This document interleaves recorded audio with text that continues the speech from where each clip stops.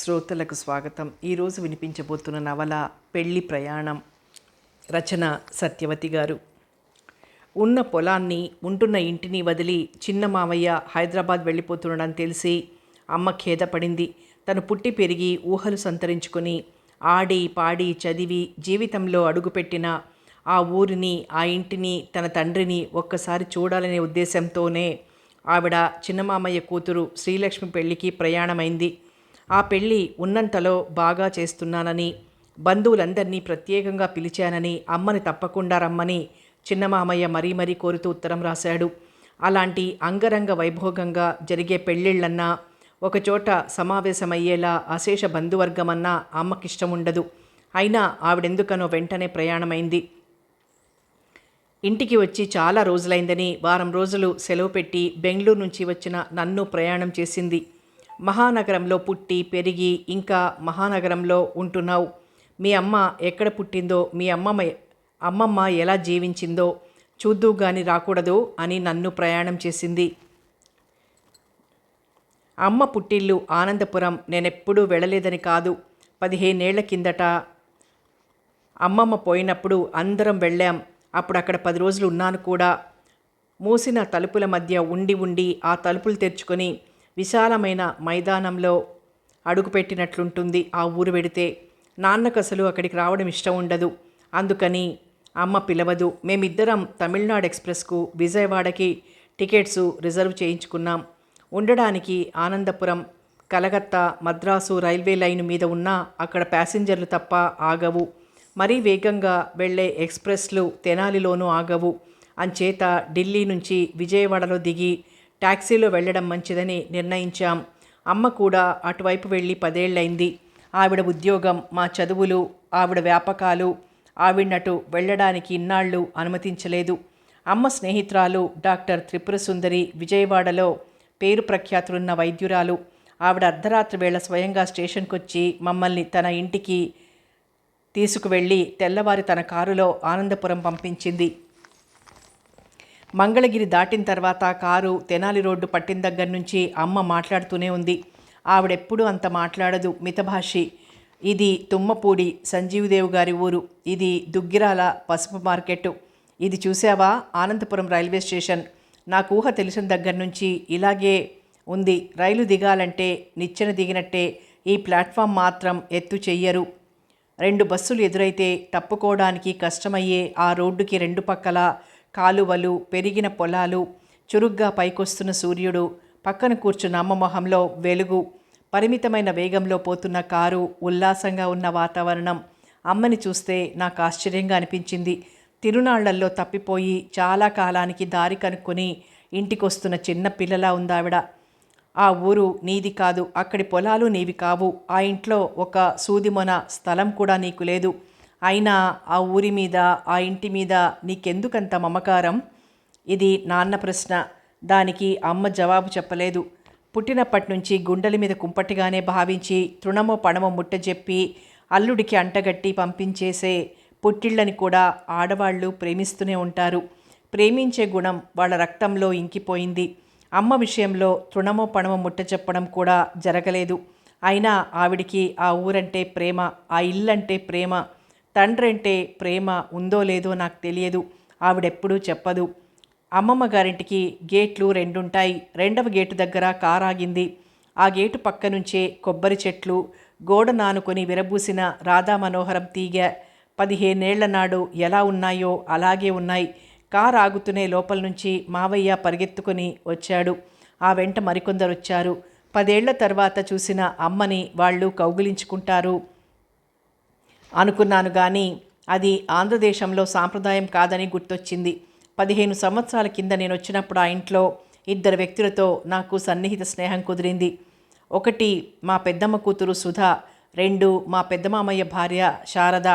ఆ 10 రోజులలో వారిద్దరి సాహచర్యాన్ని నేనెప్పుడూ మర్చిపోను. ఇప్పుడు సుధని గుర్తుపట్టగలనో లేవనో ఉత్తరాల ద్వారా పలకరించుకోవడమే గాని, చాలా రోజుల తర్వాత వచ్చిన అమ్మని వాళ్ళంతా ఘనంగా ఆహ్వానించి మర్యాదలతో ముంచెత్తారు. కాళ్ళు కడుక్కోవడానికి నీళ్ళిచ్చారు. కూర్చోకముందే కాఫీ కప్పులందించారు. కారులో సామాన్లు గదిలో పెట్టించారు. ప్రయాణం సుఖంగా జరిగిందో లేదోనని ఆతృతగా ప్రశ్నించారు. జరిగిందని విని సంతోషించారు. తాతయ్య కూడా లోపల నుంచి వచ్చి అమ్మని పలకరించి కూర్చున్నాడు. నేనే వెళ్ళి తాతయ్యని పలకరించాను. బాగా పెద్దవాడయ్యాడు. ఆయన అమ్మమ్మ పోయినప్పుడు దృఢంగానే ఉన్నాడు. ఇప్పుడు 70 దాటిపోయాయి. 80కి దగ్గర పడ్డట్లున్నాడు. విడిది ఏర్పాట్లు చూడ్డానికి వెళ్ళిన కలెక్టర్ పెద్దమ్మ, ఆమె కొడుకు రవి వచ్చారు. రవి 2 వారాలైందట ఇండియా వచ్చి. తాతయ్యని చూడడానికి వచ్చాడట. వాడికి దుమ్ములో ఎండలో ఏం జబ్బు చేస్తుందోనని పెద్దమ్మ హడలిపోతోందట. మినరల్ వాటర్ సీసా చేత్తో పట్టుకొని తిరుగుతోంది. వాడికి ఇదేం పట్టినట్టు లేదు. హ్యాండీక్యామ్ తీసుకుని ఇల్లంతా తిరిగి కనపడ్డ నల్లా ఇంటర్వ్యూలు చేసేస్తున్నాడు. ముఖం మీద ఒక్క వెంట్రుక కూడా లేకుండా నున్నగా తెల్లగా పాలరాతి బొమ్మలా ఉన్న రవి ఆ ఇంట్లో ఒక ప్రత్యేక ఆకర్షణ. అంతలో శ్రీలక్ష్మి వచ్చి అమ్మ కాళ్ళకి దండం పెట్టింది.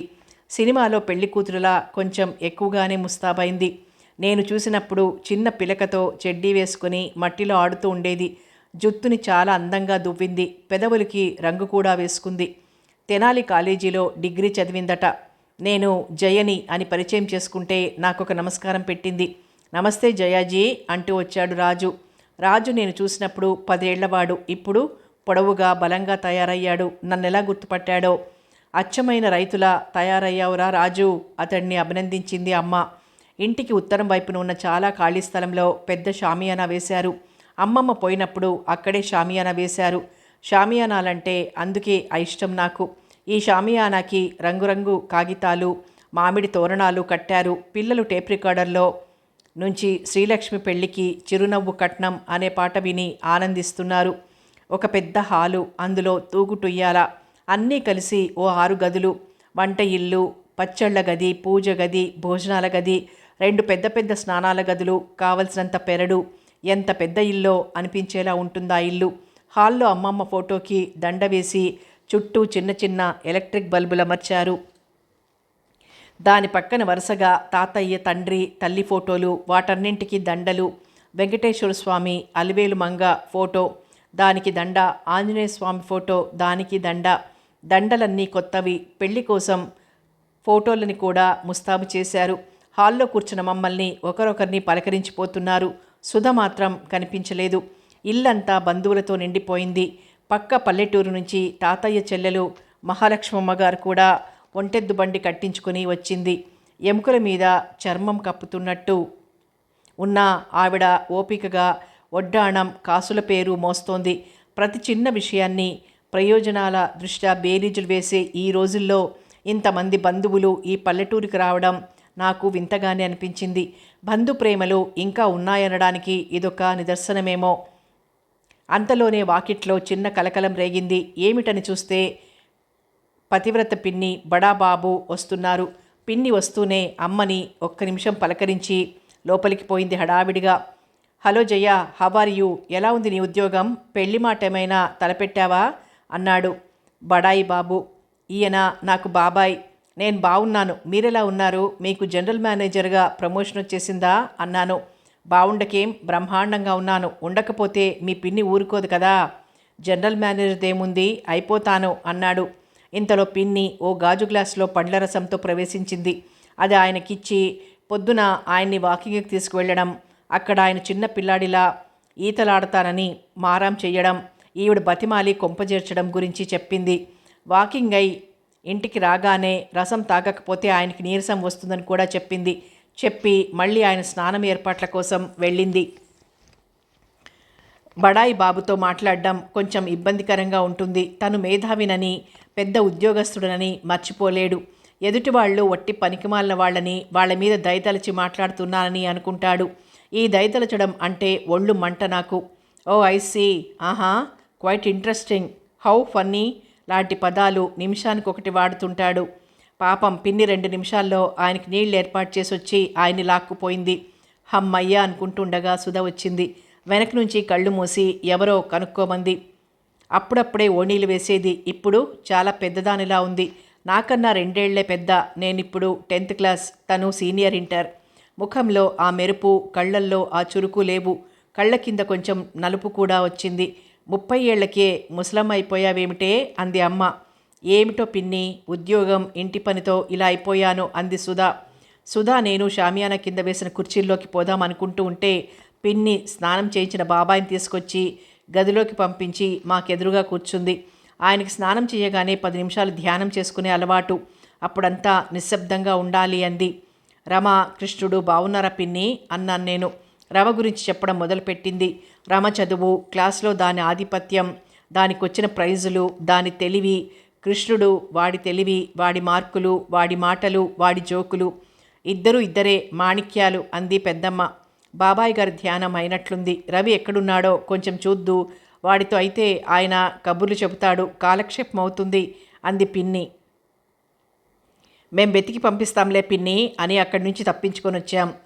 షామియాన కింద భోజనం ఏర్పాట్లు చేస్తున్నారు. 12 గంటలకల్లా పెళ్లివారు వచ్చేస్తారట. రాగానే భోజనం చేస్తారట.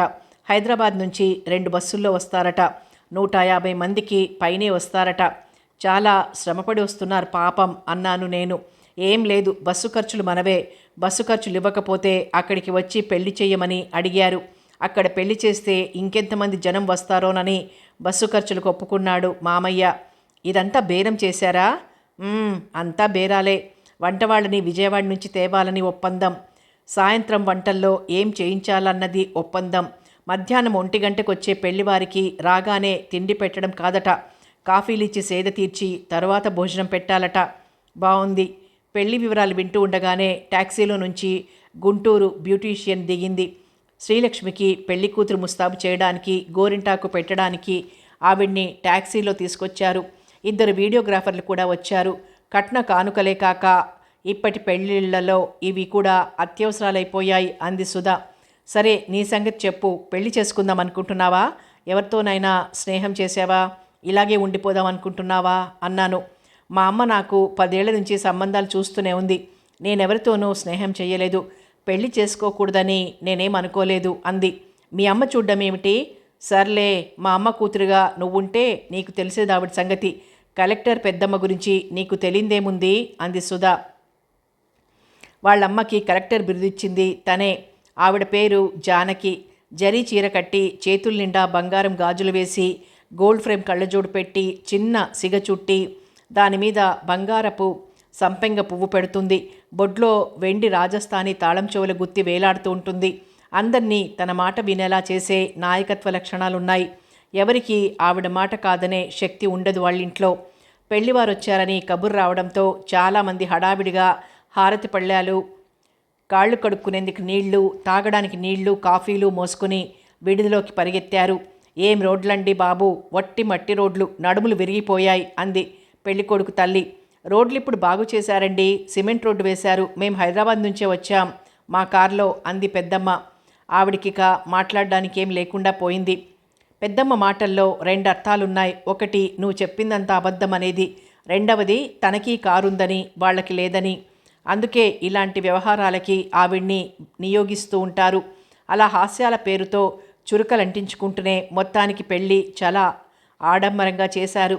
సాయంత్రం విందుకు ఊరివారు చాలామంది వచ్చారు. అందులో అమ్మకి తెలిసిన వాళ్ళు చాలామంది ఉన్నట్లున్నారు. 50 దాటిన అమ్మ సన్నగా ఉంటుంది. జుత్తు పొట్టిగా కత్తిరించి పిండి పెడుతుంది. నూలు చీరలైనా మడత నలగకుండా కడుతుంది. తెల్లటి ఆవిడ కుడి చేతికి ఒకే ఒక్క గాజు ఉంటుంది. రెండవ చేతికి గడియారం ఉంటుంది. కళ్ళకి జోడుంటుంది. మెడలో సన్నని గొలుసుంటుంది. ఆవిడ పరిచయస్తులందరూ చాలా ముసలివాళ్లలా తలలు నెరిసిపోయి, నడుములు పెరిగిపోయి కనిపించారు. ఒక్కొక్కరు 60 ఏళ్ల వాళ్లల్లా ఉన్నారు. వాళ్ళందరికీ అమ్మ నన్ను చూపించి తన కూతురని చెప్పింది. వాళ్ళంతా తన తోటి వాళ్ళని, కొందరు స్కూల్లో తనతో చదివారని, కొందరు ఆడుకోవడానికి వచ్చేవారని చెప్పింది. పల్లెటూరులో ఉంటే అమ్మ కూడా ఇలాగే ఉండేదేమో అనిపించింది. ఆ సాయంత్రం పెళ్లి విందులో వడ్డించడానికి సుధని పురమాయించింది పెద్దమ్మ. తనే సుధకి చాలా ఖరీదైన చీర కట్టి మెడలో ఒక నెక్లెస్ కూడా పెట్టింది. నీకేం లేదా ఇలాంటివి అని నన్ను లేవని చెబితే మీ అమ్మ నీకు నగలు చేయించలేదన్నమాట అంది. తను సుధకి చాలా చేయించిందట. పెళ్లి కుదిరితే నగల షాప్కి వెళ్లే పని లేదట. సుధ మంచిది, అమ్మ చెప్పినట్లు వింటుంది.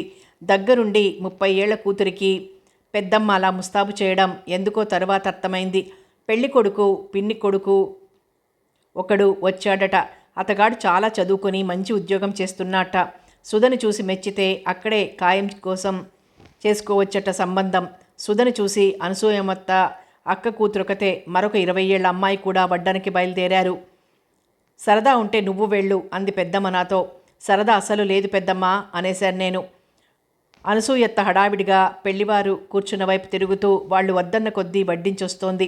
పెళ్లివారి వైపు ఆడవాళ్ల దృష్టి అమెరికాలో ఆకుపచ్చ కార్డున్న రవిపైన పడింది. వాళ్ళొచ్చి పెద్దమ్మతో పరిచయం సంపాదించారు. అయితే ఆ అబ్బాయికి పెళ్లి కావాల్సిన అక్క ఉందని, అప్పటిదాకా లైన్ క్లియర్ కాదని తెలిసి చెప్పబడిపోయారు. నాకు సుధ మీద చాలా కోపం వచ్చింది. డాక్టర్ సుధా MA PhD మీద. అమ్మ చెప్పగానే 10,000 రూపాయల పట్టుచీర కట్టేసుకొని, బంగారం నెక్లెస్ పెట్టేసుకొని, నేతిగిన్నె ఒకటి పుచ్చుకొని అందరి దృష్టిలో పడ్డం కోసం అటూ ఇటూ తిరిగే సుధ మీద. నీకు మతిపోయింది సుధా అన్నాను. అమ్మ మాట కాదంటే ఎంత గొడవ చేస్తుందో నీకు తెలీదు అంది సుధ. పెద్దమ్మకి అంత చెడ్డతనం ఆపాదించకు అన్నాను. మొత్తానికి అనసూయత్త అనుకున్నట్లు పెళ్లి అట్టహాసంగా జరిగిపోయింది. కానీ తిరిగి వెళ్ళేటప్పుడు పెళ్ళికొడుకు తండ్రి చిన్న తుఫాన్ సృష్టించాడు. వధూవరులిద్దరికీ ప్రత్యేకంగా టాక్సీ మాట్లాడి పంపమంటాడు. బస్సులో ఎక్కించడం ఏమిటంటాడు. అలా అని ముందు మాట్లాడుకోలేదు కదా అంటాడు చిన్న మామయ్య. ఆ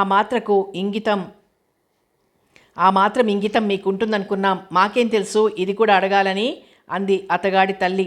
నా వల్ల కాదు అన్నాడు మామయ్య. వాళ్ళిద్దరిని వదిలేసిపోతాం, తర్వాత మీ ఇష్టం. కొత్త కోడల్ని బస్సులో తీసుకెళ్లడం మాకు నచ్చదు అన్నాడు మామగారు.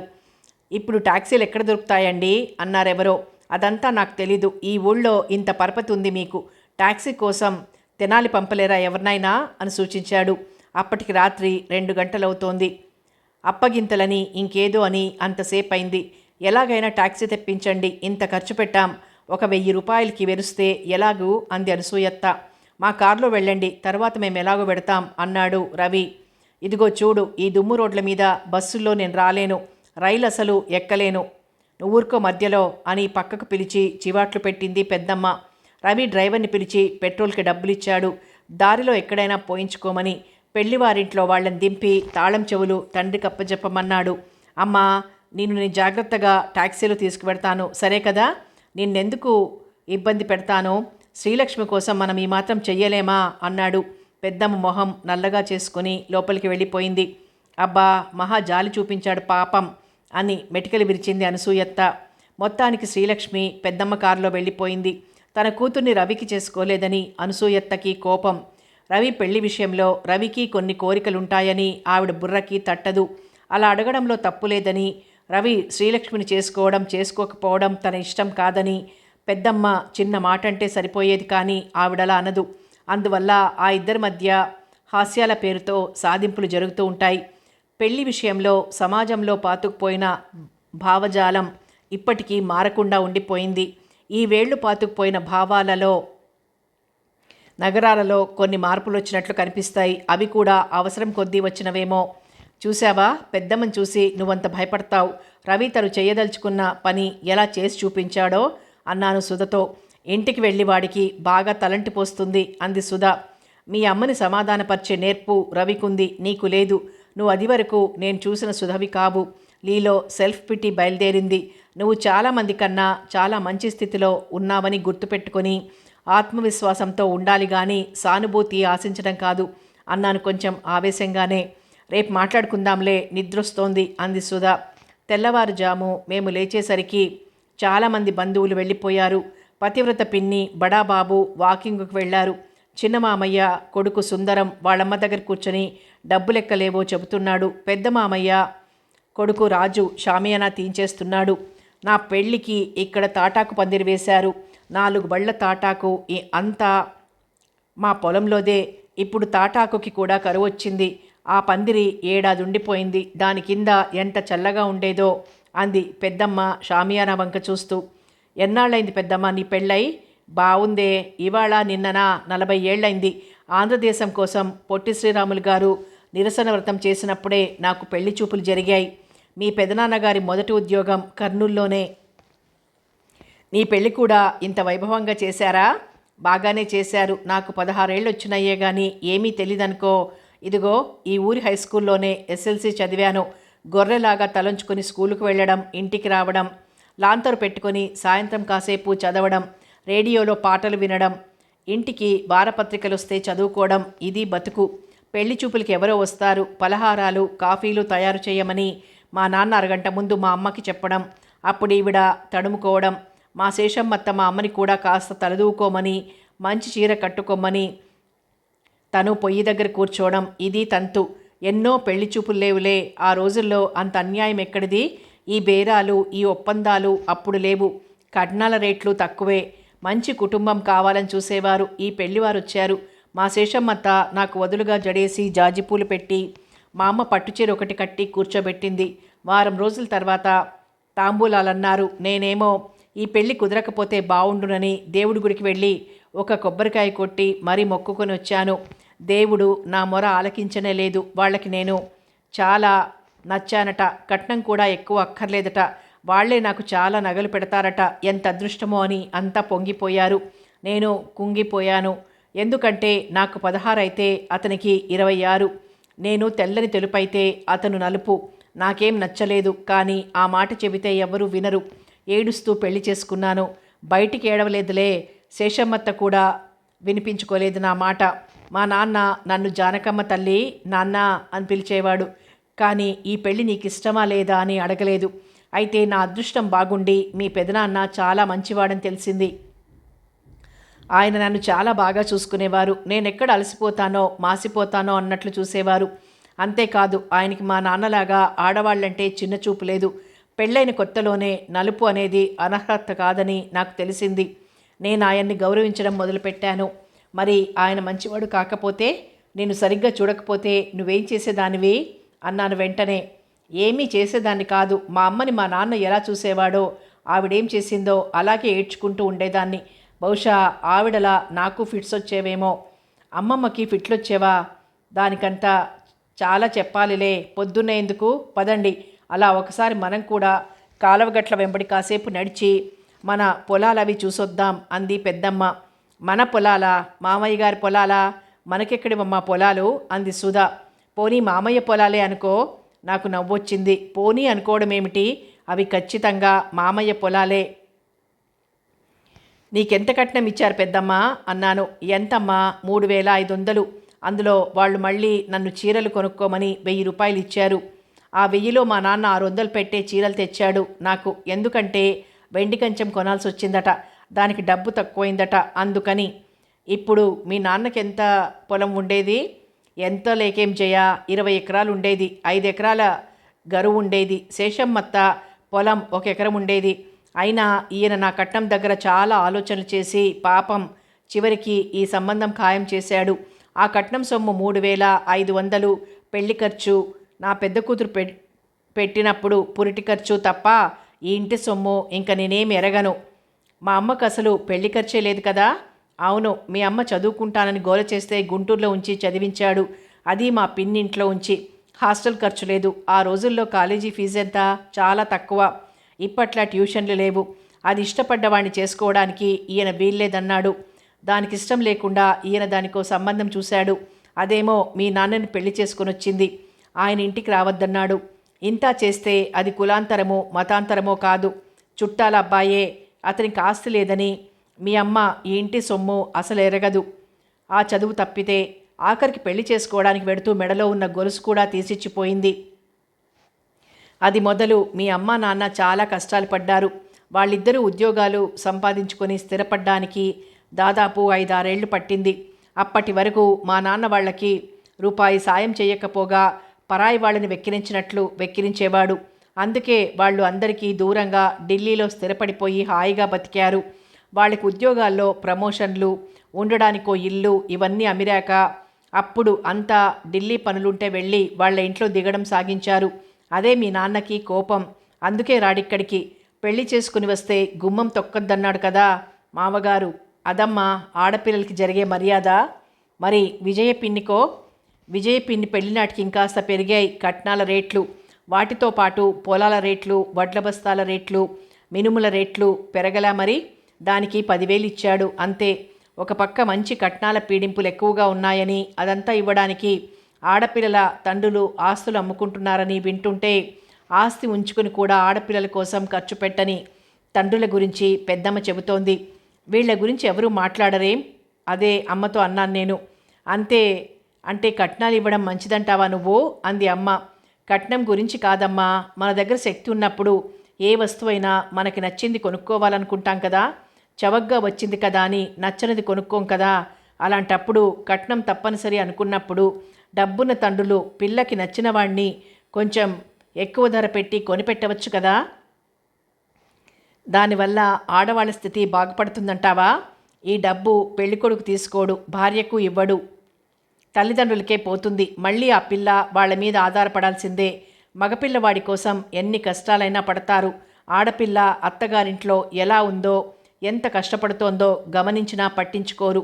ఈ పుట్టింటి అండ లేకనే కదా ఇన్ని ఆత్మహత్యలు. నిజానికి ఉత్తర హిందూస్థానంలో ఉన్న కట్నాల పిచ్చి దక్షిణంలో లేదు. కొన్ని కులాల్లో ఎక్కువ కట్నం అంటారు. వాళ్ళ దగ్గర బాగా డబ్బుండి ఇస్తారు. ఆస్తి ఉంటే భాగం పెట్టరా అలాగన్నమాట. కొన్ని కులాల్లో ఎంత డబ్బున్నా ఆడపిల్లకు పెట్టడానికి వెనక ముందు ఆలోచించి ఉన్నదంతా కొడుక్కి కట్టబెట్టి చివరికి అతని మీద ఆధారపడతారు. పెద్దవాళ్ళు చేసే పెళ్ళిళ్ళు తగ్గి పిల్లలే పెళ్ళిళ్ళు చేసుకునే స్థితి వస్తే గానీ కట్నాలు పోవేమో. మేము అలా మాట్లాడుతుంటే గాయత్రి మాకు కాఫీ తెచ్చిచ్చి, రాజుబాబా మిమ్మల్ని అందరినీ రమ్మంటున్నాడు, పొలం చూపిస్తాట అంది. సన్నగా దూదిలా ఉండే గాయత్రి కళ్ళు చాలా చురుగ్గా ఉంటాయి. ఈ పిల్ల ఎవరో తెలియలేదు. మేం బయలుదేరే వేళకి శారదత్తయ్య మాకు పెద్ద ఫ్లాస్క్తో కాఫీ ఇచ్చింది. ఆవిడ అనసూయత్తలా అతిగా మాట్లాడదు. చేసే పనిలో ఇష్టం, ప్రేమ ఉంటాయి. ఇలాంటి తల్లి పెంపకం వల్లనేమో రాజుకి మనుషుల్ని ప్రేమించడం, స్నేహంగా ఉండడం అలవాటైంది. చిన్నమామయ్య కొడుకు సుందరం ఎవరితోనూ కలవడు, మనసు విప్పి మాట్లాడడు. మేమంతా సుఖంగా ఉన్నామని, తన తండ్రి తల్లి తను చాలా కష్టపడిపోతున్నామని అనుకుంటాడు. సుందరానికి హైదరాబాద్లో ఉద్యోగం రావడానికి బడాబాబే కారణం. అందుకని ఆయన్ని కొంచెం గౌరవిస్తాడు. రవికి కుటుంబం, రాజకీయాలు తెలియవు. వాడికి తన చదువు, సంపాదన తప్ప చిన్నప్పటి నుంచి మరో ధ్యాస లేదు. కానీ అందరితో సరదాగా ఉంటాడు. అడిగితే తప్ప అమెరికా గురించి చెప్పని ఇంకో మంచి గుణం కూడా ఉంది వాడిలో. వాడికి మనుషులంటే ప్రేమ ఉంది. ఆ ప్రేమ ప్రకటించే శక్తి వాడికి డాలర్లు ఇచ్చాయి. ఎవరి మీద అసూయపడే అవసరం వాడికి లేదు. మొదటి నుంచి వాడికి ఒకే గమ్యం, దాన్ని చేరుకోవడానికి శ్రమిస్తాడు. పక్కనేం జరిగినా పట్టించుకోడు. రాజు కూడా జనాన్ని ప్రేమిస్తాడు. వాడికి అసూయ లేదు. రవి డాలర్లతో ప్రేమ ప్రకటిస్తే రాజు మాటతో, సహాయంతో ప్రకటిస్తాడు. మనసు విప్పి మాట్లాడతాడు. రాజు నాకు చాలా నచ్చాడు. రాజు మమ్మల్ని పోస్టాఫీస్ బజార్లో నుంచి కాలువగట్టుకు తీసుకువెళ్ళాడు. ఆ బజార్లో దాదాపు 1 డజన్ కుటుంబాలు ఊరు వదిలి వెళ్ళిపోయాయి.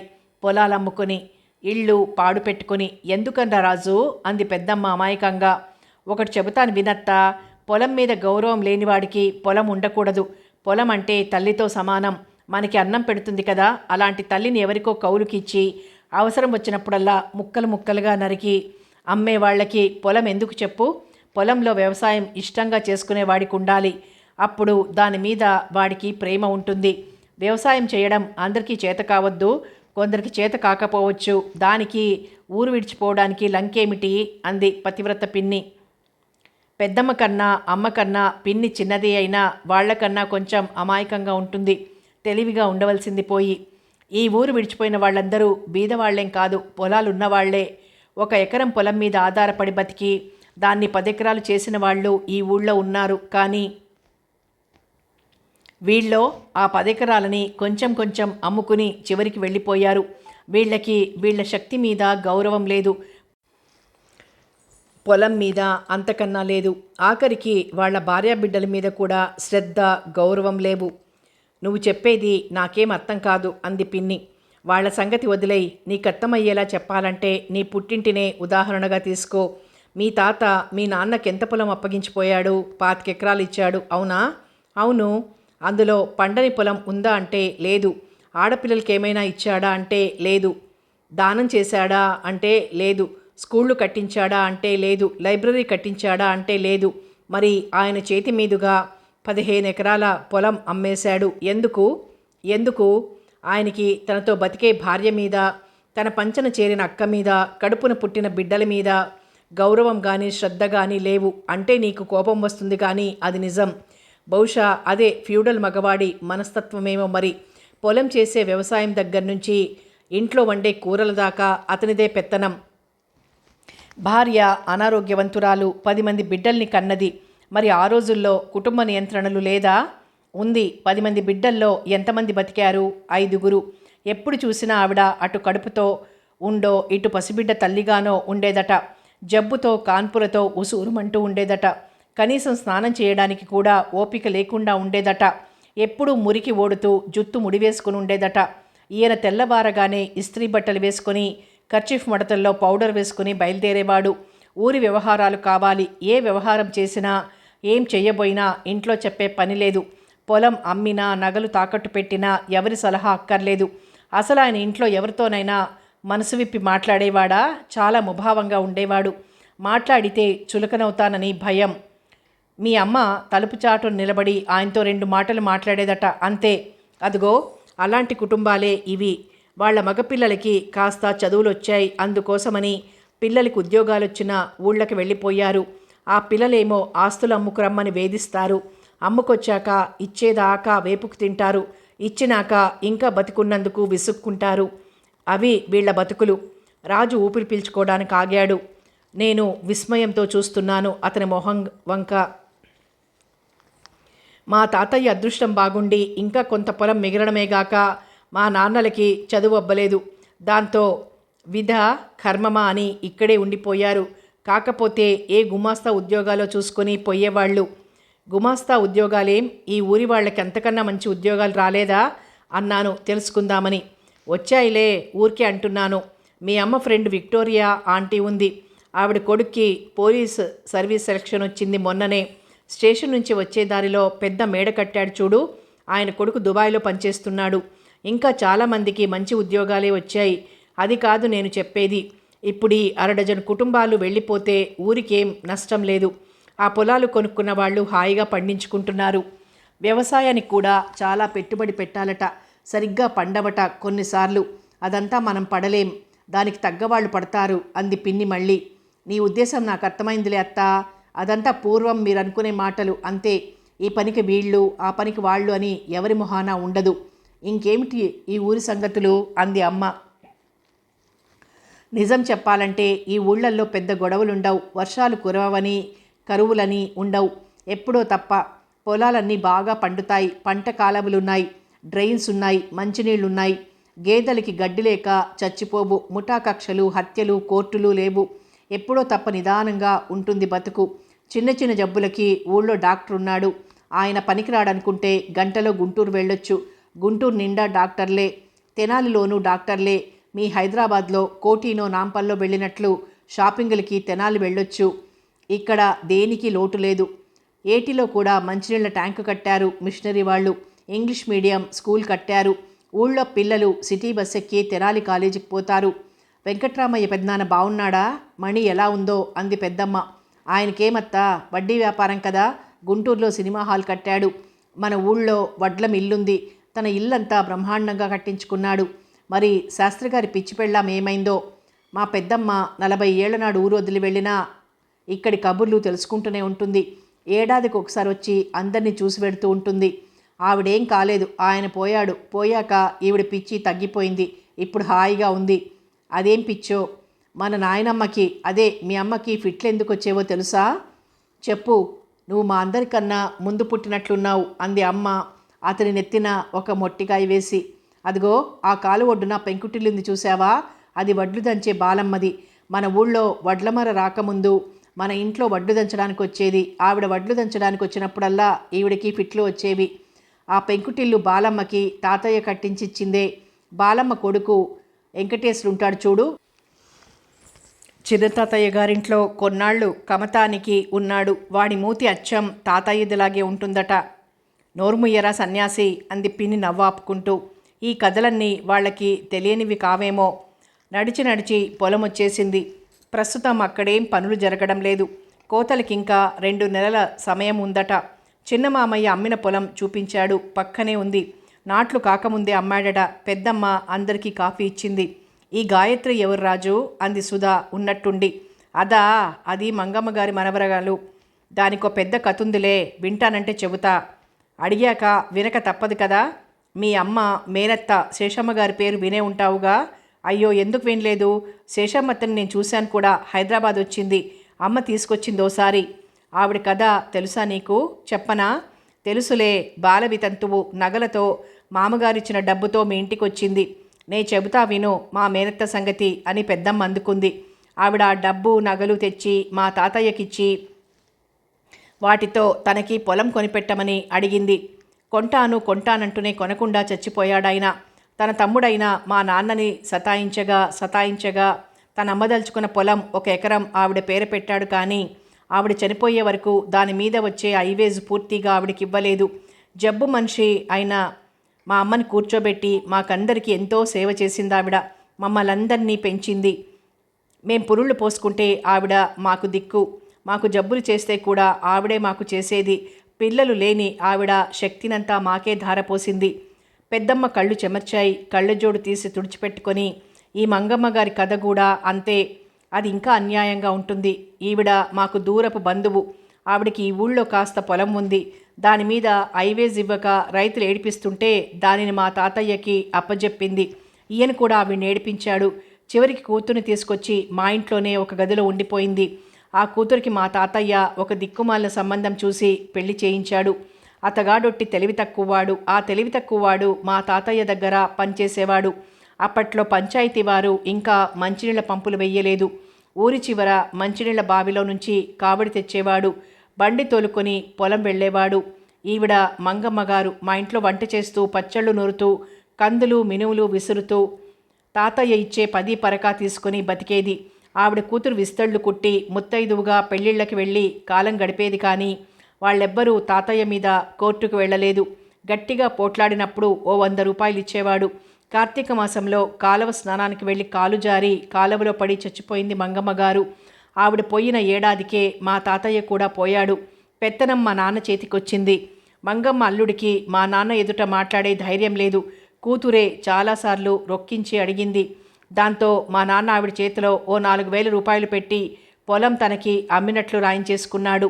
ఆ 4,000 ఆవిడ జబ్బు పడ్డప్పుడు ఖర్చయిపోయాయి. ఆవిడికి చాలా జబ్బు చేసింది. 6 నెలలకి పైగా గుంటూరులోనే ఉండి వైద్యం చేయించుకుంది. తరువాత ఇక మా నాన్న ఇచ్చే కూలీయే ఆధారం. అప్పటిదాకా పిల్లలు లేని ఆవిడకి 40వ పడిలో గర్భం వచ్చింది. ఈ గాయత్రిని కని ఆవిడ చనిపోయింది. ఆమె పోయిన ఏడాదికే అతను పోయాడు. దాన్ని మా అమ్మే పెంచిందో ఏడాది. తరువాత శారద పెంచుంది. ఎలాగైనా శారద దారి వేరు. ఎండ చురుక్కుమంటోంది. ఇంక వెడదాం, మీ బాబాయ్ గారికి భోజనం వేళైంది అంది పతివ్రత పిన్ని. కొత్తగా డబ్బు సంపాదించి కొత్త పద్ధతిలో కట్టిన కొత్త ఇళ్ళు, పాతబడి పెచ్చులూడిపోయిన పెంకుటిళ్ళు, రెల్లు కప్పులు వేసిన ఇళ్ళు దాటుకుంటూ నడుస్తుంటే ఒక పెద్ద మేడ మీద డిష్ యాంటినా కూడా కనిపించింది. మొత్తానికి ఇది జీవం ఉన్న ఊరు అనిపించింది. చిన్నమామయ్య చాలా తెలివి తక్కువ పనిచేస్తున్నాడు రాజు. ఈ గాలి, ఈ వెలుతురు, ఇంత ఇల్లు వదిలిపెట్టి కొడుకు పంచును చేరడం బాగాలేదు అంది పెద్దమ్మ. నేనెంతో చెప్పి చూశాను, వినలేదు. అసలు శ్రీలక్ష్మికి ఇంత కట్నం ఇచ్చి ఈ సంబంధం చేయడం కూడా నాకు ఇష్టం లేదు.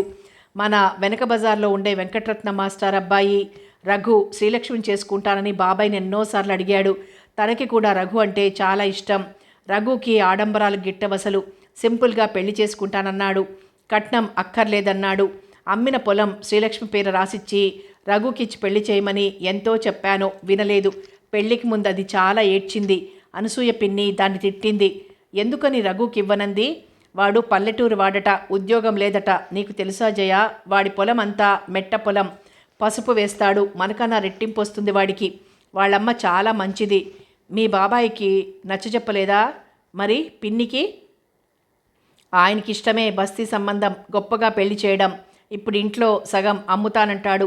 కొనడానికి మా నాన్న దగ్గర డబ్బు లేదు. ఇల్లు కొనాలంటే పొలం అమ్మాలి. అది నాకిష్టం లేదు. మమ్మల్ని అలాంటి ఇరుకులో పెట్టాడు. ఇదంతా సుందరం చేస్తున్నదే.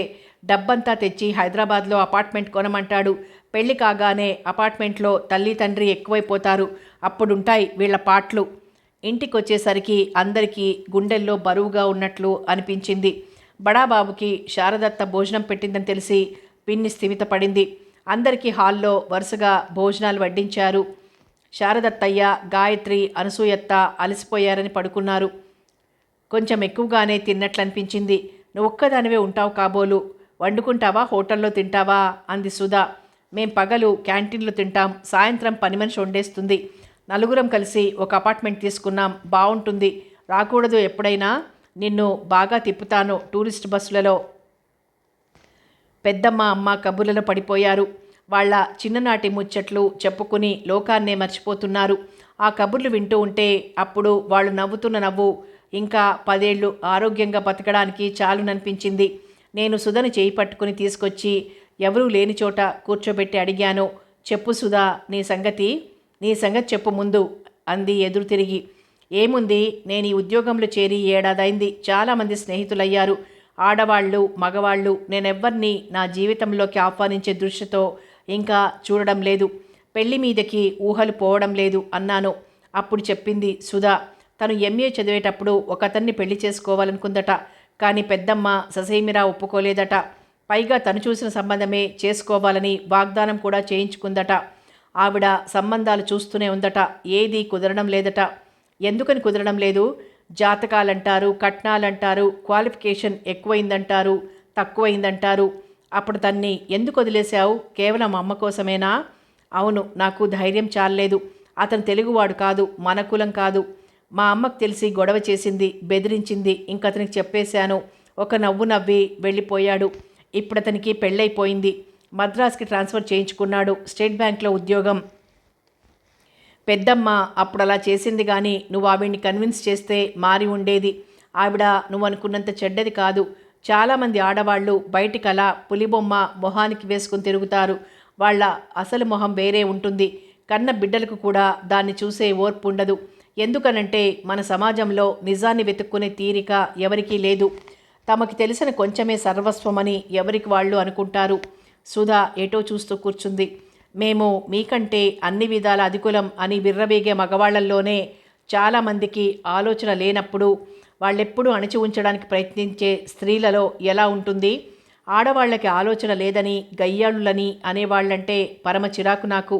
వాళ్ళ ఆలోచన వికసించడానికి, వాళ్లల్లో ఒక బ్యాలెన్స్డ్ అవుట్లుక్ రావడానికి ఎవరు దోహదం చేస్తున్నారు?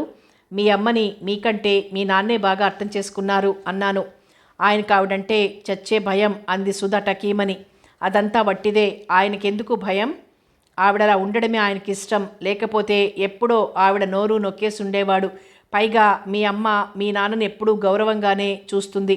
ఆయనకి కావలసినవన్నీ చూడడమే కాదు, పిన్నిలా ఆయన అడుగులకి మడుగులొత్తే దాసిలా ఉండదు, మనిషిలా ఉంటుంది. అది కూడా ఆయనకిష్టం. నీకు తెలుసా, ఎంత సేవ చేసినా పతివ్రత పిన్నంటే బాబాయికి ఎంత లోకువో. చేయకేం చేస్తుంది అన్నట్టుంటాడు. సింపుల్గా నెమ్మదిగా ఎందుకుండవు అన్నాను పెద్దమ్మని. ఆవిడ ఒకసారి బెంగళూరు వచ్చి నా అపార్ట్మెంట్లో 15 రోజులు ఉన్నప్పుడు మా స్నేహితులందరితో ఎంతో హాయిగా గడిపింది. మాకు కావాల్సినవన్నీ వండి పెట్టింది. మేము ఆవిడ్ని మైసూరు, శ్రావణబెళగుళ కూడా తీసుకువెళ్ళాం. అప్పటినుంచి పెద్దమ్మ నాకు స్నేహితురాలైపోయింది. నేను గయ్యాళిని కాను, ఏమీ కాను, మీ అమ్మలాంటి దాన్నే. అయితే నేనిలా ఉండకపోతే మా అత్తగారు ఆడపడుచులు నన్ను ఉత్త గంగిగోవును చేసి గాటకి కట్టేవాళ్ళు.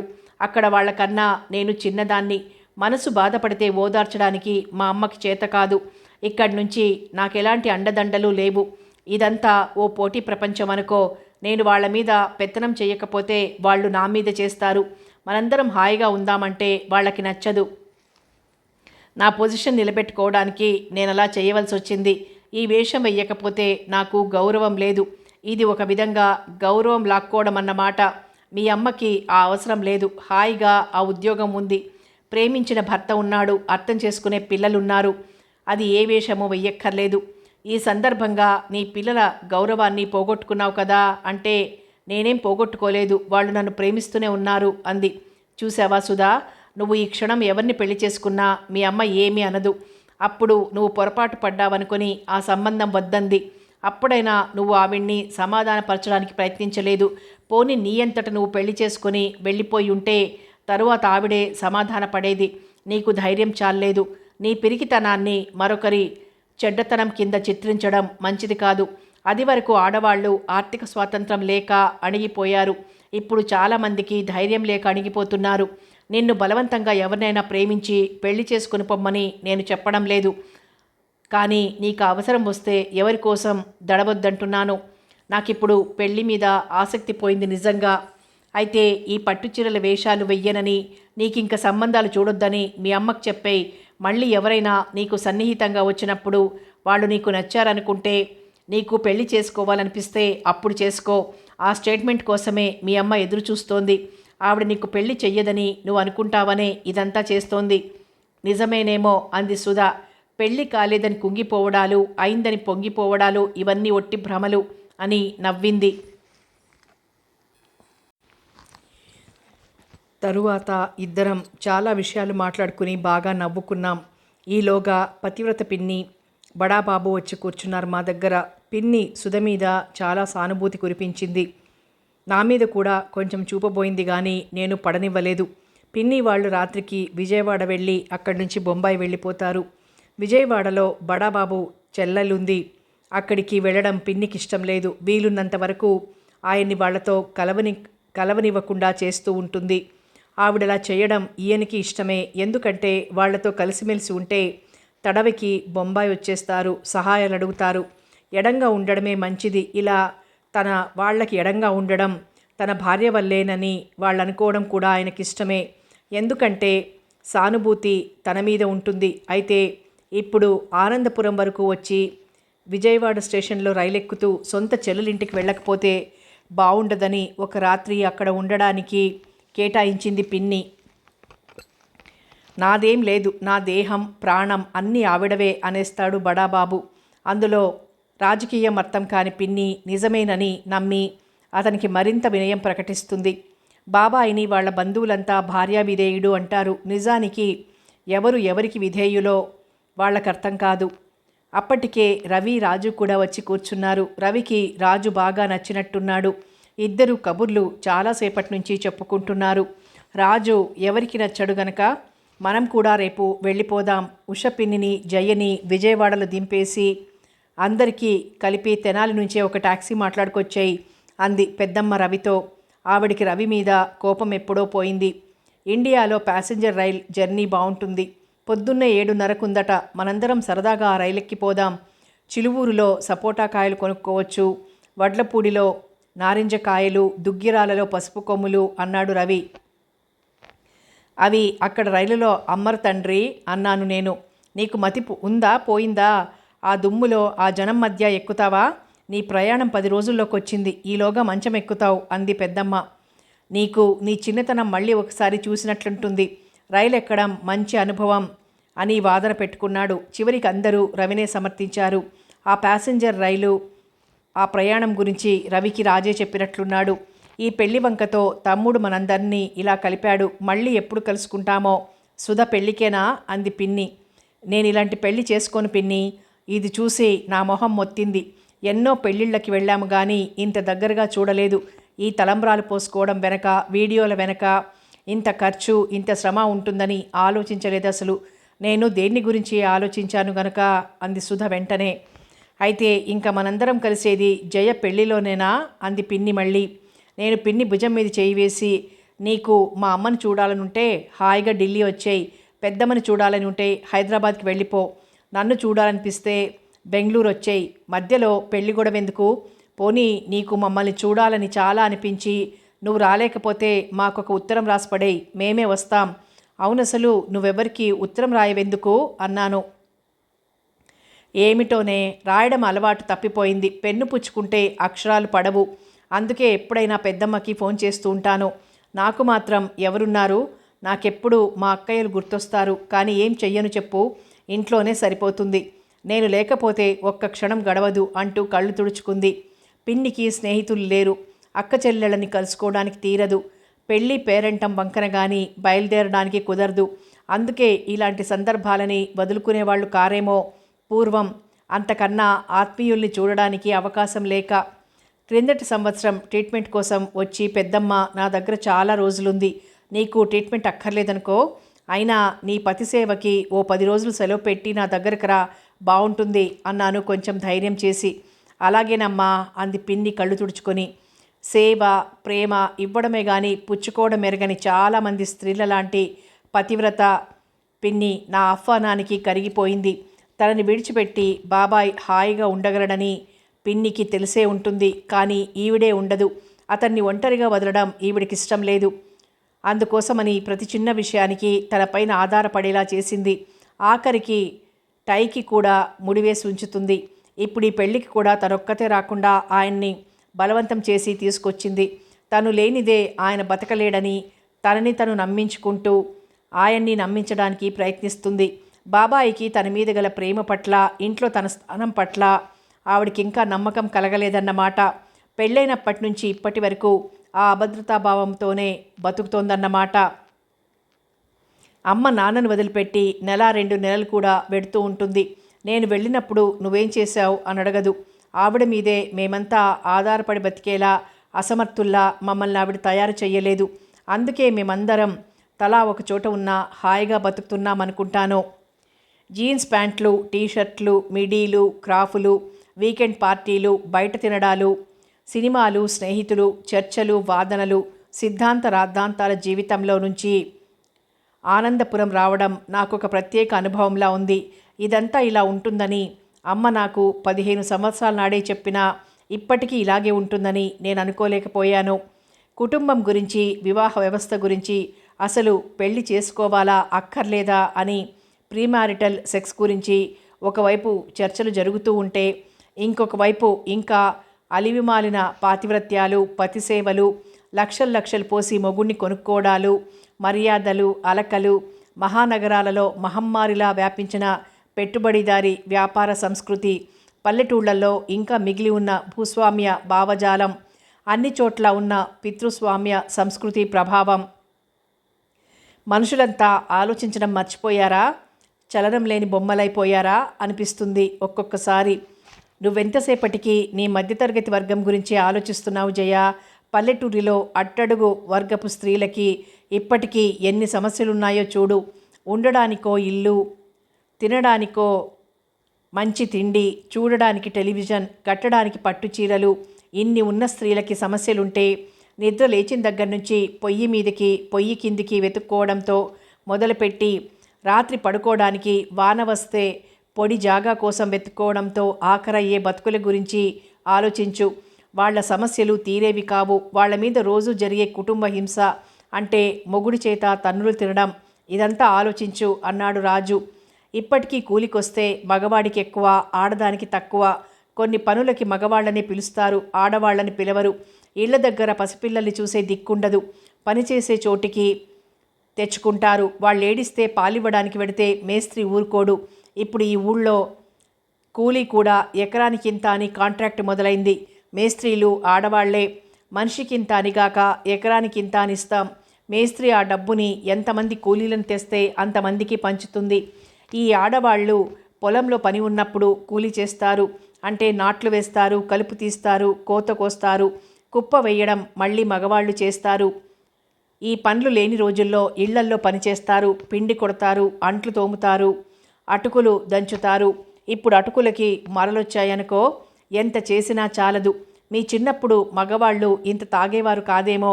ఇప్పుడు ప్రతివాడికి అదే. ఎవరో 100కి 10 మంది తాగని వాళ్ళు. ఇప్పుడు అదొక అదనపు ఖర్చు.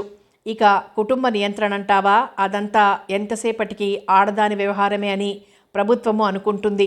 మగవాళ్ళు అనుకుంటారు ఆడవాళ్లే మాత్రలు మింగాలి, ఆడవాళ్లే ఆపరేషన్లు చేయించుకోవాలి, చేయించుకుంటున్నారు. ఆడవాళ్లే ఈ ఆపరేషన్లు చేయించుకొని మందులు మింగి అలిమిమాలిన పని చేస్తే వాళ్ళ ఆరోగ్యాలు చెడిపోవడం లేదా? వాళ్లల్లో హార్మోన్ జబ్బులు రావడం లేదా? ప్రభుత్వం టెలివిజన్ అడ్వర్టైజ్మెంట్లు కూడా స్త్రీల కోసమే ఎక్కువ ఇస్తుంది. ఆడవాళ్ల మీద జరుగుతున్న ఇంత శ్రమదోపిడీ ఇప్పటికీ అలాగే ఉంది, ఇంకా ఎక్కువైంది. రాజు చెప్పుకుపోతున్నాడు. 14-15 ఏళ్ల ఆడపిల్లలకి పెళ్ళిళ్ళు చేసేస్తారు. ఎంత చెప్పినా వినరు. వాళ్ళకి 16 ఏళ్ళు వచ్చేసరికి పిల్లలు, ఈడేరిన ఆడపిల్ల ఇంట్లో ఉంటే ఇంకా దానికి భద్రత లేదని వాళ్ళ నమ్మకం. ఆ పిల్ల అంత లేత వయసులో ఇంటి పనంతా నెత్తిన వేసుకొని చెయ్యాలి, పిల్లల్ని కనాలి, తన్నులు తిని మొండికి పడి బతకాలి. ఇదంతా ఎప్పుడైనా ఆలోచించావా? అవును రాజు, నాకు తెలుసు అంది పెద్దమ్మ. మనం ఆలోచిస్తాం కానీ మనం ఏం చెయ్యగలం అంది సుధా. అట్లాంటి వాళ్ళకి సాయం చేసే స్వచ్ఛంద సంస్థలు ఏవైనా ఉంటే వాటికి మనకి చేతనైనంత సాయం చేసి ప్రోత్సహించాలి. మనం చేసే వెధవ దండగ ఖర్చులు మానేసి సంవత్సరానికోసారి వాళ్ళకి ఏదైనా ఇవ్వాలి అన్నాడు రవి. మనమేం దండగలు చేస్తున్నాం, ఉన్న డబ్బే చాలడం లేదు అంది పిన్ని. వాటి గురించి ఇంకొకసారి మాట్లాడుకుందాం అని నవ్వాడు రాజు. సాయంత్రం భోజనాల దగ్గర రవి, రాజు అందరినీ సమావేశపరిచారు. చిన్న మామయ్య ఇల్లు అమ్మడం, సుందరంతో వెళ్ళి హైదరాబాద్లో అపార్ట్మెంట్ కొనుక్కోవడం గురించి ప్రస్తావన తెచ్చింది శారదత్తయ్య. కొనబోతే కొరివి, అమ్మబోతే అడవి అని ఈ ఇల్లు కట్టి దాదాపు 50 సంవత్సరాలైంది. పల్లెటూళ్ళలో ఇందులో సగం ఎవరు కొంటారు చెప్పు? కొన్నా ఎంతిస్తారు? బస్తీలో, అందులో హైదరాబాద్లో ఇల్లు కొనడానికి ఇది సరిపోతుందా? చాలదు. ఉన్న 2 ఎకరాలు కూడా అమ్ముకోవాలి. హైదరాబాద్లో అపార్ట్మెంట్ అంటే 4 లక్షలు ఉంటుంది. రేపు సుందరానికి పెళ్ళవుతుంది, పెళ్ళాం వస్తుంది. అపార్ట్మెంట్లో ఇంతమంది ఎక్కడుంటారు? ఎప్పుడైనా శ్రీలక్ష్మి వచ్చి అమ్మ దగ్గర 4 రోజులు ఉండాలంటే ఎక్కడుంటుంది అన్నాడు పెద్ద మామయ్య. మా అమ్మకు ఒంట్లో బాగాలేదు. ఈ పల్లెటూరులో పనివాళ్ళు దొరకరు. నేనక్కడ పని మనిషిని పెట్టి చేయిస్తాను అన్నాడు సుందరం. నీ చేయించడం నాకు తెలుసులే. వీళ్ళు తెచ్చే డబ్బంతా నీ ఇంటికి సరిపోతుంది. ఇక ప్రతి పైసాకి వాళ్ళని నీ మీద ఆధారపడేలా చేసుకుంటావు అన్నాడు పెద్ద మామయ్య. నీ కొడుక్కి ఉద్యోగం రాలేదు కాబట్టి నువ్వు ఇన్ని మాటలు చెబుతున్నావు. వస్తే నువ్వు మాత్రం బస్తీ వెళ్ళిపోవా ఏం అన్నాడు సుందరం. రాజు తలుచుకుంటే ఐఏఎస్ పాస్ అయిపోతాడు. వాడికి ఉద్యోగం చేయడం ఇష్టం లేదు. ఇక్కడే ఉండి వ్యవసాయం చేసుకుంటానన్నాడు. వాడికున్న తెలివి, పరిశీలన నీకున్నాయా అంది పెద్దమ్మ కలగజేసుకొని. మీ అబ్బాయిని అమెరికా ఎందుకు పంపావు? ఇండియాలో ఉంచకపోయావా అన్నాడు సుందరం. నేను పంపలేదు, వాడే వెళ్ళాడు. నేను ఆపలేదు. వాడిష్టమని ఊరుకున్నాను. నిన్ను ఇక్కడే ఉండిపోమ్మని నేను అనడం లేదు. మీ నాన్న సంగతి చెప్పాను అన్నది పెద్దమ్మ. నువ్వొకసారి బాగా ఆలోచించుకో తమ్ముడు. నువ్వు పుట్టిన దగ్గర నుంచి ఈ వాతావరణానికి అలవాటు పడ్డావు. పైగా నీ చేతిలో ఉన్న ఆస్తి అమ్ముకొని పెడితే వృద్ధాప్యంలో బాధపడతావు అన్నదమ్మ. ఇది మా కుటుంబ వ్యవహారం చిన్నత్త, మేము ముగ్గురం ఆలోచించుకుంటాం అన్నాడు సుందరం. కాదని ఎవరంటారు? ఏదో పెద్దవాళ్ళం కదా అని మాకు తోచింది చెప్పాం అని అక్కడి నుంచి వెళ్ళిపోయింది పెద్దమ్మ. నేను ఆలోచించుకుని పెడతానులే అక్కయ్య, అంత తొందరపడను.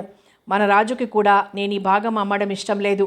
పరాయి వాళ్ళని ఇంట్లో చొరబెట్టవద్దంటాడు. అసలు ఇప్పుడు వెళ్ళడం ఎందుకో కూడా ఆలోచించాలి అన్నాడు మామయ్య మా అమ్మ దగ్గరగా వచ్చి కూర్చుని. సుందరం మొహం మార్చుకుని వెళ్ళిపోయాడు. వాడికి మంచి ఉద్యోగం వచ్చింది. హాయిగా ఇల్లు తీసుకుని ఉంటాడు. మీరిక్కడే ఉండండి. నీకింకా 50 ఏళ్ళైనా లేవు నిండా. ముసలివాడివేం కావు. హాయిగా ఉన్న పొలం చూసుకుంటూ ఉండు మామయ్య అన్నాడు రవి. గుడ్డొచ్చి పిల్లని వెక్కిరించినట్టుందిరా అబ్బాయి అని నవ్వాడు చిన్నమామయ్య.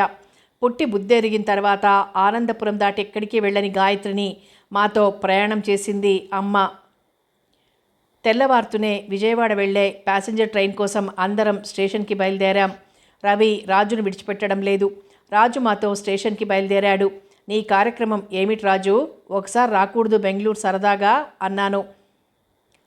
నేను కిందటిసారి వచ్చినప్పుడు సుధా నాకు స్నేహమైంది. ఇప్పుడు రాజు ఎంతో ఆత్మీయుడయ్యాడు. మీదంతా అమ్మాయిల అపార్ట్మెంట్ కదా, నన్నుండనిస్తారా అన్నాడు. చూద్దువు గాని మేము నిన్ను ఎంత స్నేహంగా ప్రేమగా చూసుకుంటామో అన్నాను. కొంపదీసి రాజును ప్రేమిస్తున్నావా ఏం? మీ ఇద్దరూ రాత్రి ఒకటే కబుర్లు డాబా మీద కూర్చుని అంది సుధా. రాజుని చాలా ప్రేమిస్తున్నాను, నాకెంతో నచ్చాడు అన్నాను. అతను నిన్ను ప్రేమిస్తున్నాడా? మరి రాజు బెంగళూరు వచ్చేస్తాడా? నువ్వు పల్లెటూరు వచ్చుంటావా అంటూ ఎంతో ఆత్రంగా నా మొహంలోకి చూసింది. ఎవరూ ఎక్కడికి రారు. అతను ఎంతో హాయిగా ఆనందపురంలో వ్యవసాయం చేసుకుంటూ ఉంటాడు. నేను బెంగళూరులో ఉంటాను నా కంప్యూటర్ దగ్గర. మరి ప్రేమిస్తున్నాను అన్నావు, పెళ్లి చేసుకోవా? ప్రేమించడం అంటే పెళ్లి చేసుకోవడమని నేను చెప్పానా నీకు? మీ అమ్మని ప్రేమించవా? నాన్నని ప్రేమించవా? నన్ను ప్రేమించవా? అలాగే నేను రాజుని ప్రేమించాను. ప్రేమ అనే మాటకి ఉండే ఎంతో గొప్ప అర్థాన్ని ఎంత కుచించి వేశావో చూడు. రాజు మాటలంటే నాకు వినడం ఇష్టం కనుక డాబా మీద కూర్చొని విన్నాను. అర్థమైందా? నేను చాలా ప్రాక్టికల్గా, నేను ఎలా అయితే సుఖంగా హాయిగా ఉండగలనో అలా ఉండడానికే ప్రయత్నిస్తాను కానీ నేల విడిచి సాము చెయ్యను. ఐఎమ్ ద మోస్ట్ అన్రొమాంటిక్ అన్నాను. అంటే నీదంతా స్వప్రయోజన దృష్టి అన్నమాట. అవును, స్వప్రయోజనం ఎందుకు ఉండకూడదు? స్వప్రయోజనం కోసం ఎవరికైనా ద్రోహం చేస్తే తప్పు. నా జీవితం, నా అభిప్రాయాలు, నా అలవాట్లు, నా కెరీర్ నాకు ముఖ్యం. వీటిని త్యాగం చేసే ప్రసక్తి లేదు. వాటిని కాపాడుకుంటూనే నన్ను అభిమానించి నాతో అభిప్రాయ సామ్యం కల వ్యక్తి నాకు సన్నిహితంగా వచ్చినప్పుడు పెళ్లి గురించి ఆలోచిస్తాను. అంతేగాని ప్రథమ వీక్షణంలో ప్రేమలు, అలివిమాలిన త్యాగాలు, ఆత్మార్పణల మీద నాకు నమ్మకం లేదు. వెనక నుంచి రవి చప్పట్లు కొడుతున్నాడు. రైలొచ్చింది. దుమ్ములో మామూలు మనుషుల మధ్య ప్రయాణం చేయనన్న పెద్దమ్మ రైలెక్కగానే తన చిన్నతనంలో వాళ్ళమ్మతో కలిసి విజయవాడ దాకా చేసిన ప్రయాణాల గురించి చెప్పడం మొదలుపెట్టింది. అప్పుడు విజయవాడ దగ్గర కృష్ణా బరేజ్ లేదట, తరువాత కట్టారట. కట్టిన తర్వాత మళ్ళీ రైలు ప్రయాణం చెయ్యలేదట.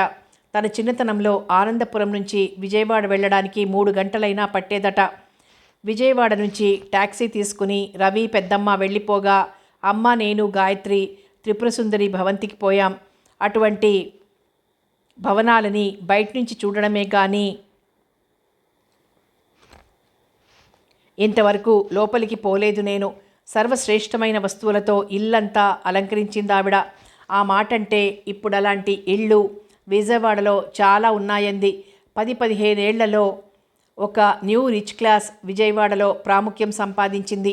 ఇళ్ళు కట్టుకోవడం, జీవన శైలి ఏ మహానగర వాసులకి తీసిపోని విధంగా ఉంటుందట వాళ్ళకి. విజయవాడలో ప్రబలుతున్న ఈ సంస్కృతికి నిదర్శనంగా ఎక్స్క్లూజివ్ బ్యూటీ షాపులు, బ్యూటీ క్లినిక్లు, డిపార్ట్మెంట్ స్టోర్లు, ఐస్ క్రీమ్ పార్లర్లు, కొత్త కొత్త హోటళ్ళు చూశాం. విపరీతంగా కట్టే భవనాలు, అపార్ట్మెంట్సు చూశాం. డాక్టర్లని, ఇంజనీర్లని ఉత్పత్తి చేయడం కోసం పోటీలు పడి నడుపుతున్న రెసిడెన్షియల్ కాలేజీలు చూశాం. జిమ్లు, యోగా సెంటర్లు, స్పోకెన్ ఇంగ్లీష్ ఇన్స్టిట్యూట్లు చూశాం. బజారుకొకటి వెలిసిన కంప్యూటర్ సెంటర్లు చూశాం. జీన్సు టీషర్ట్ అమ్మాయిల్ని చూశాం. రోడ్డు పక్క చెట్టు కింద అన్నం వండుతున్న 8 ఏళ్ల అమ్మాయిని, ఆ పక్క చీర ఉయ్యాల్లో నిద్రపోతున్న ఆ పిల్ల తమ్ముణ్ణి, అక్కడ కట్టే భవన సముదాయానికి సిమెంటు మోస్తున్న తల్లిని చూశాం. అమ్మా, త్రిపురసుందరి ఆంటీ కబుర్లు చెప్పుకుంటూ ఉంటే వింటున్నాను. ఈ ఊరు నుంచి లక్షలకి లక్షలు ఖర్చు పెట్టి అమెరికా వెళ్ళి చదివే పిల్లల గురించి, ఎల్కేజీ క్లాసు ఇక్కడ చదివించడం ఇష్టం లేక ఊటీ పంపే పేరెంట్స్ గురించి, దావణగిరిలోనూ మణిపాల్లోనూ ఎండీలు చదువుతున్న వాళ్ల గురించి వింటూనే కాఫీ టేబుల్ మీదున్న స్థానిక వార్తాపత్రిక తీశాను. కిందటి రోజు జరిగిన ఒక కుల సంఘం అతిపెద్ద ఊరేగింపు తాలూకు రంగు ఫోటో. మరో పేజీలో మరునాడు జరగబోయే ఇంకో కుల సంఘం సభ తాలూకు వివరాలు. స్టవ్ పేలి వివాహిత యువతి మరణం, కృష్ణ ఒడ్డున గుర్తు తెలియని యువకుడి శవం, స్త్రీలకి బ్యూటీ టిప్సు, ఫ్యాషన్సు, వంటలు, ఒక మొగుడు 2 పెళ్ళాలు, సినిమా శతదినోత్సవ సభ వివరాలు, విశేషాలు, ఫోటోలు. ఆ సినిమాలో వీలైనంత అశ్లీల సంభాషణలు, 2 అర్థాల పాటలు రాసిన రచయితకి ఘన సన్మానం, అంత గొప్ప సినిమా తీసిన దర్శకుడికి పొగడ్తలు, ప్రశంసలు. అటువంటి కళాఖండాన్ని ఇంతవరకు చూడలేదని ఒక మహిళా కళాశాల లెక్చరర్ ప్రశంస. మళ్ళీ తమిళనాడు ఎక్స్ప్రెస్లో ప్రయాణం. శేషమ్మ, మంగమ్మ, కలెక్టర్ పెద్దమ్మ, పతివ్రత పిన్ని, గాయత్రి, సుధా గుండె మీద వేసిన ముద్రలతో. సమాప్తం. పెళ్లి ప్రయాణం నవల సమాప్తం. మరో మంచి నవలతో మళ్ళీ కలుసుకుందాం.